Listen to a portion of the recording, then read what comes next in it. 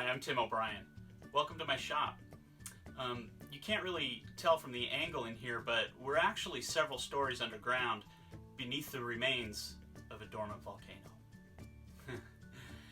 In reality, this is where the Tripwire was born, and I'm going to cover some of the details on its installation in this short series of videos.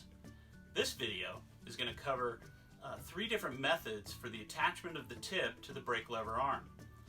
Now, attaching the tip is the first step, and any of the methods we cover can be a permanent installation. Here's what they look like in the order that we'll cover them. First is the cable tie method. It's the fastest and simplest method and can be used as your permanent attachment if you choose. All necessary cable ties are included in the kit. It has the advantage of not needing any permanent modification to your brake levers. On some installations though, the shape of the lever arm may not allow you to locate the attachment point exactly where you would like.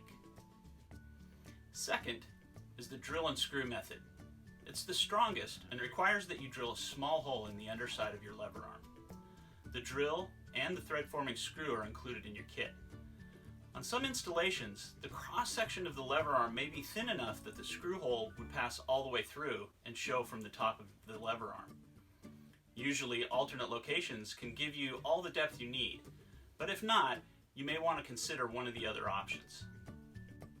Third is the ball tip button method. This method attaches a ball tip button via strong epoxy to the underside of the lever arm.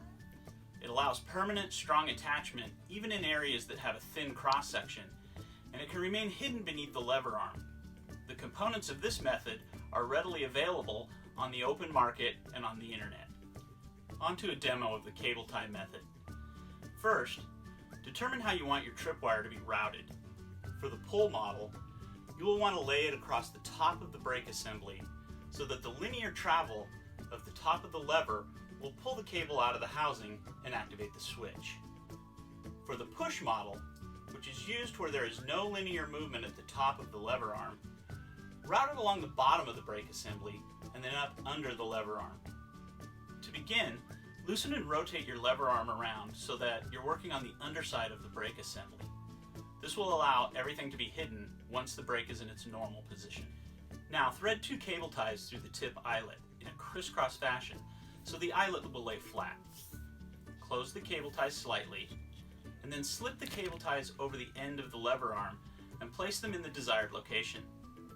Pull the cable ties tight little by little and move the cable tie heads to the bottom surface of the lever arm so they won't be seen from above.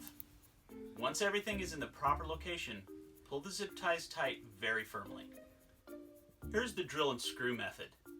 Again, choose your routing method and locate where you want to spot the eyelet on the underside of the lever and mark with a Sharpie.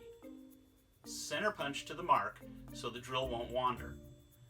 Mark the drill bit to the correct depth, slightly longer than the screw. Mount the drill deep in the chuck to provide stiffness and drill perpendicular to the surface where the hole will be.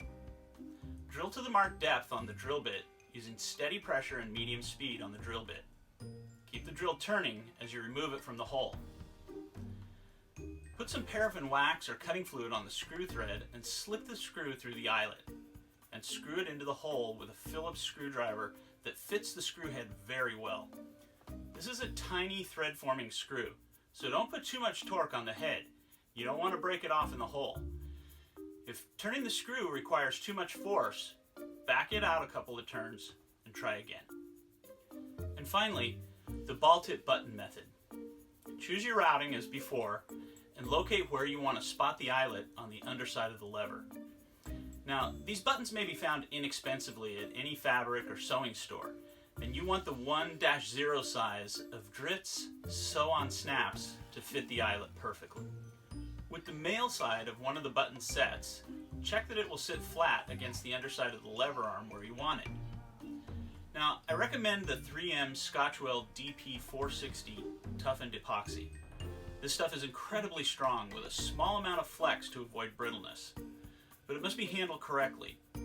It can be found from many sources on the net, and follow the manufacturer's instructions for mixing and handling.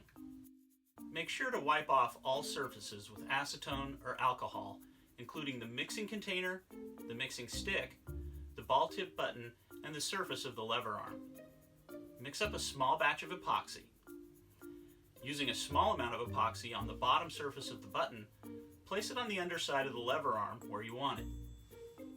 Try to be sure some epoxy squeezes up through the holes in the bottom of the ball tip button. Make sure the tip is not sliding from its location by checking it often for the first hour of cure. Clean off any excess epoxy and let it cure overnight. After curing, the eyelet can be snapped in place over the ball tip. Now that you have your tip attached, the next video will show how to attach the switch barrel, route the cable housing, and adjust the activation point. Don't forget to watch the last video, Tips and Tricks for Difficult Installations.